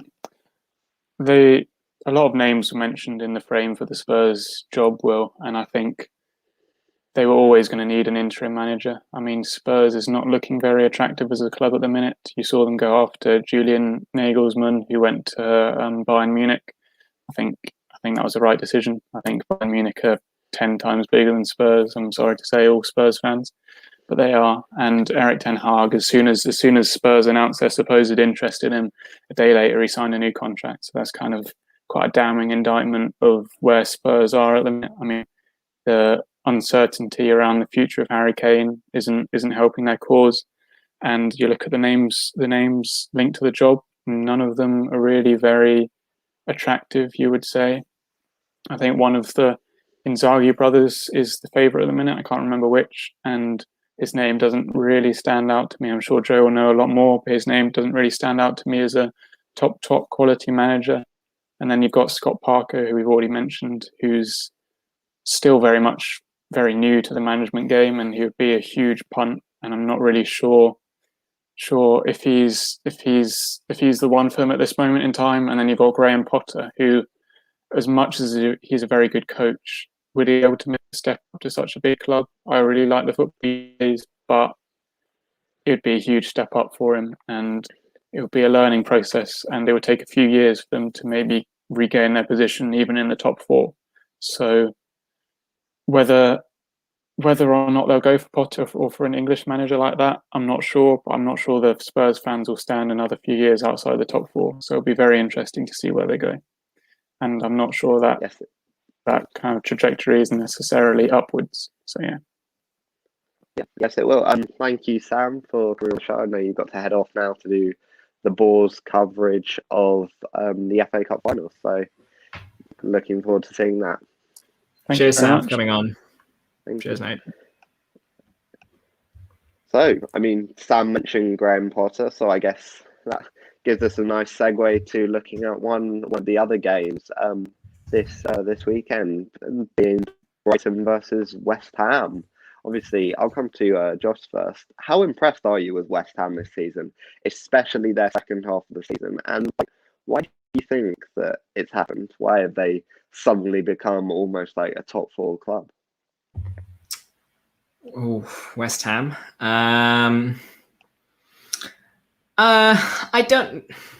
honestly don't know. I really don't. Like, I was the guy who predicted they'd come 17 for 18. So the fact that they're this high has already blown my expectations away. Like, I mean, the signings they made have all been excellent. I guess if I try and break this down, I mean, Kufal, however you pronounce his name, I'm sure I pronounced it wrong. He's been excellent as a right back, sort of unheralded, shown that the Czech transfer market is now an attractive commodity for clubs, as has the Thomas Souček signing. I think those two together, Souček, and a lot of people have compared him to Fellaini. It certainly felt like he's operated in that role, but he's a lot more than that. He's not just a guy who's big in the air and he can head set pieces in. Like, he's very good on the feet, and I remember him scoring against Everton was sort of a late run in the box, so he's got that in him. Obviously, Jesse Lingard recently got, I think, Player of the Month for April, Goal of the Month as well. He's obviously hit a purple patch, sort of let out whatever anger's been within him for United not letting him play. I thought letting Sebastian Haller go was a bit of a mistake, at least for how cheaply they went. He went to Ajax, but it's worked out. Obviously, there's a huge reliance on Mikel Antonio, and I'd be worried. I still think if he gets injured, Jaron Bowen's a nice solution, but he's not the solution. And Declan Rice has obviously had a decent season as well. I honestly, West Ham's a really weird anomaly that I don't really know how to explain. David Moyes probably managed the season. Like, he's sort of rehabilitated his reputation, and I know Joe's looking at me funny off camera, but yeah, it's I don't know. West Ham's one of those weird anomalies. I don't watch enough of them to have a fully informed opinion, but like, they just keep pulling results out of the bag, and it's quite something to see. Well, I guess I'll allow Joe to respond. Sort of same question. Why do you think West Ham have done so well this season? I'm still recovering from the idea that one of the Inzaghi brothers has been linked to the Spurs job, which to me just makes no sense, and it's not a jump up for either of them. Anyway, I think the reason why they've done so well, and again, just to remind you, I was the person who said that they would finish 18th and be some margin away from safety, whereas their opponents this evening, Brighton, would finish 11th. So I clearly don't have a clue what I'm talking about. However, it's Vladimir Sofal and Thomas Souček through and through. Those have been two of the most impressive Premier League signings of the last 18 months or so. It's very Football Manager / FIFA, but it's that sort of Czech link up. You can actually see how well they link up on the pitch. And although Sofal is a very defensive right back, he's contributed so much going forward. It's actually kind of amazing. And it's one of those clubs where on paper they simply do not have the quality or the depth, and most importantly of all, the balance to justify where they are in the table. They've got some great players. Felipe Anderson on his day is unbelievable. Andrei Yarmolenko, players like that, when their legs aren't made of shards of broken glass. But as a contingent unit, they are not a team that deserves to be where they are. And much like with Sheffield United last year, you have to put the praise on the manager. David Moyes has been exceptional this year. He's taken a team that simply do not have the resources to get into the top 10 in my eyes and turned them into a team that all the way through the season, until realistically a few days ago, looked like they could get Champions League football, which, to outperform what Slaven Bilic did at that club with Dimitri Payet on the left wing is just unbelievable. And I'm not going to give him manager of the season simply because the idea of giving it to anyone other than Pep Guardiola makes me genuinely angry. But it is more of a philosophy thing, I think, than any one particular player. Yes, they're reliant on a few like Antonio, Souček and Sofal, but really it comes down to the simplicity almost of the defensive philosophy that David Moyes has put onto this club, and it is just another example to finish this long and winding point of why attacking football does not equal good football. And the reason why Man City and Chelsea have improved so much is because they've focused on defending. They've put defence first and built forward from there. Attacking football sucks. I'm just going to make a quick correction. I had West Ham 16th in my predictions, so not 17th. So slightly better. Yeah, that changes so much, Josh. Mm-hmm. Yep. Well, actually, I'll come back to you, Josh. Obviously, they're playing Brighton, who are still quite low down on the table, and they got a relegated West Brom in midweek. So there's a genuine possibility that West Ham could get European football, be that the Europa League or a very outside chance of Champions League football. Do you think that will affect them next season? Because obviously we've seen with some of the sort of more midfield teams, if they get European football, it can be very hit and miss for how they do in the Premier League. Well, first of all, I had Brighton 17th in my predictions, so I'm actually quite accurate on that one, unlike Joe. But I did have Sheffield United 12th, so yeah, make that of what you will. Short answer, yes. I think it'll be quite a big factor and I think I would expect a regression to the mean with West Ham if they were to get European football. Like the current squad they have is fine for the Premier League. It's not enough to sustain a European campaign as well as a domestic campaign. As I said, you look at their striker options. If Antonio goes down, they're playing Bowen as a false nine up front, and that again, it works for the Premier League, but I don't think it works for Europe. And indeed, Sebastian Haller would have been a nice option, sort of the opposite option, having a sort of taller, like target man type forward with the mobile forward that is Mikel Antonio. As an having the choice between those two would have been good. So they definitely need investment there. Their centre back pairings okay. Diop and Ogbonna, I think, is the current iteration, and I know Balbuena gets a few games every now and then, and Craig Dawson as well. But yeah, they'll need more than that, I guess, if they were going to be in Europe as well. Obviously, and obviously Lingard, with him being, he may stay, he may not stay. I don't really know what the update is on that. I don't know how keen Man United are to keep him beyond next season. Finding someone to replace him if he does go is going to be paramount. And it's sort of, I think it was Joe who mentioned Dimitri Payet. I mean, it sort of is like that type of player is sort of what Lingard and Payet sort of have in common. And it's no surprise that in the seasons that those two were at their best for West Ham, they were significantly higher up the table. And so it's not an easy task to find someone who can do that. So yeah, I do think they would have to invest heavily in the summer if they are going to be in Europe to sustain it. But yeah, so I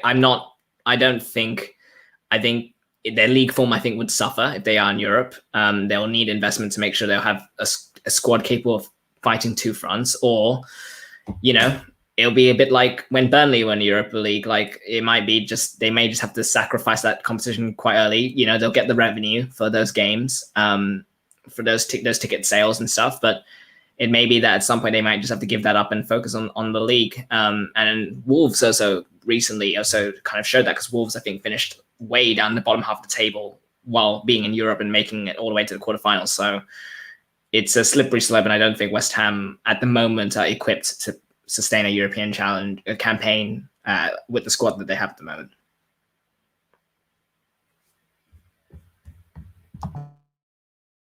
New head of sport, first time muted. Welcome to the department, Will.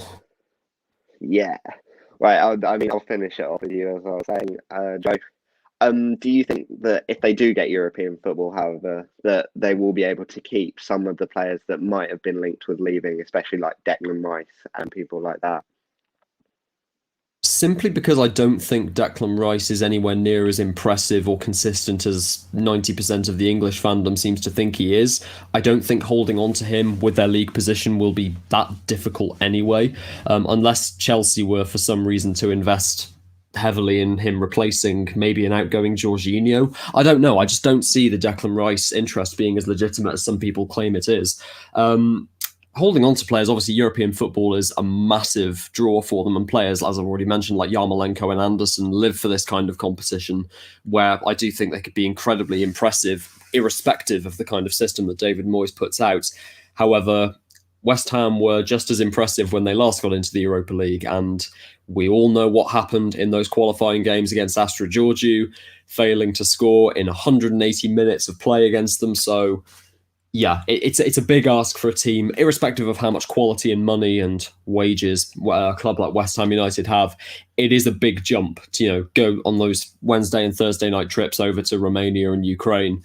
So it'll be good to keep players around, and they definitely will need a deep, effective squad for playing in the Europa League, but I don't necessarily think they'll be that successful in it. Southampton got into the Europa League as well a few years ago, and they were bloody awful. So yeah, it's an achievement, but it's not necessarily the start of massive improvement. Yeah, it remains to be seen how well they'll do in the Prem and the Europa League. We'll just finish it off with some of the midweek games. Obviously, the standout fixture is again Chelsea v Leicester, and then you've got Liverpool playing in playing another team. I really looked it up. Sorry, but Burnley away. Burnley away. Oh, that could be a tough one. But I'll come to you, Josh. Do you think that because Leicester are playing Chelsea and Liverpool have got a team in the lower half of the table, do you think that Liverpool are now in prime position for a Champions League spot, or do you think that they're still under quite a bit of pressure and they might not make it? I'm not willing to crown us favourites. Again, my pessimism flies in, and I don't want to jinx Liverpool ahead of the next week or so. But obviously, on paper, yes, it does appear to be a significant advantage, the fixtures. And I think Leicester have to play Tottenham on the final day of the season, and obviously Ryan Mason, if it is his last game in charge, will want to end on a very high note, especially in front of, because fans will be back by then as well. So I think there'll be a factor there as well. So certainly Leicester have two tough fixtures remaining: Chelsea, Leicester, and then I can't remember who they're after that, but irrespective, Liverpool probably have the two most favorable fixtures, and yeah, there will be there'll be pressure from fans who are not Liverpool fans, but football fans in general. If Liverpool don't make it, it'll feel like a false sense of achievement if Liverpool do it and make the top four. In reality, it'll feel like a really disappointing season that we've managed to salvage at the sort of last minute.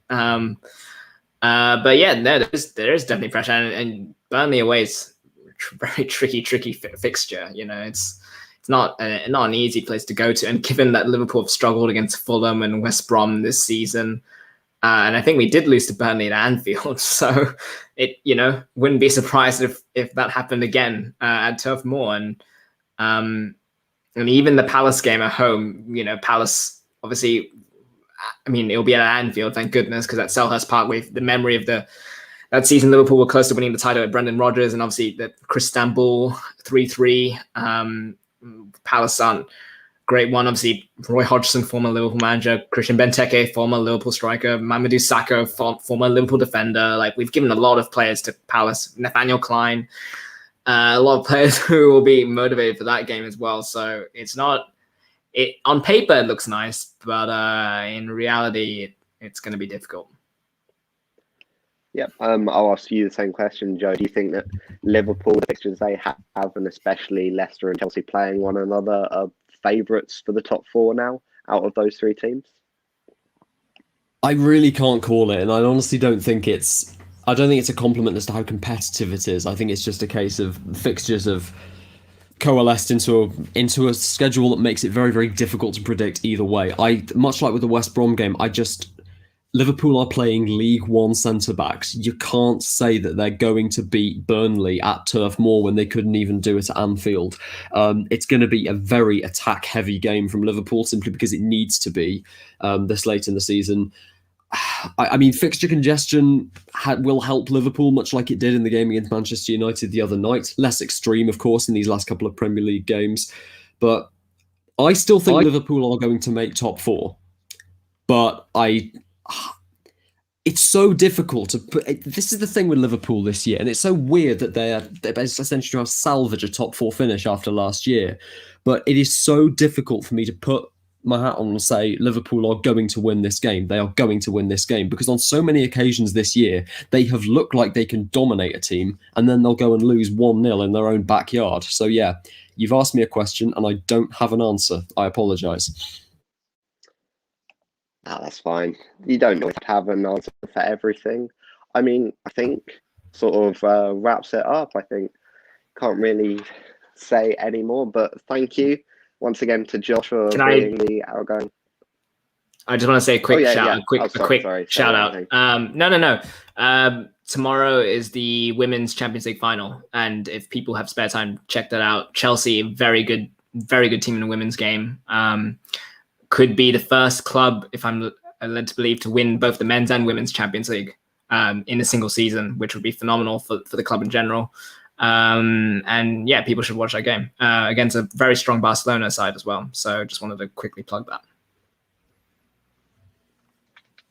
Yeah, I think they would be. I think they're actually the first team to get to the final in the same season with both the male and female club. But other than that, it's been great to have Josh as the outgoing head of sport. I hope to be able to do the same as good a job, if not better. And thanks to Joe and Sam and Ben for coming on the show as well. Right, good to see you, and we'll be back on next week for another Quaran-Stream, and look out for the midweek F1 podcast where we review Spain and take a quick look forward to Monaco. Thanks for coming, everyone.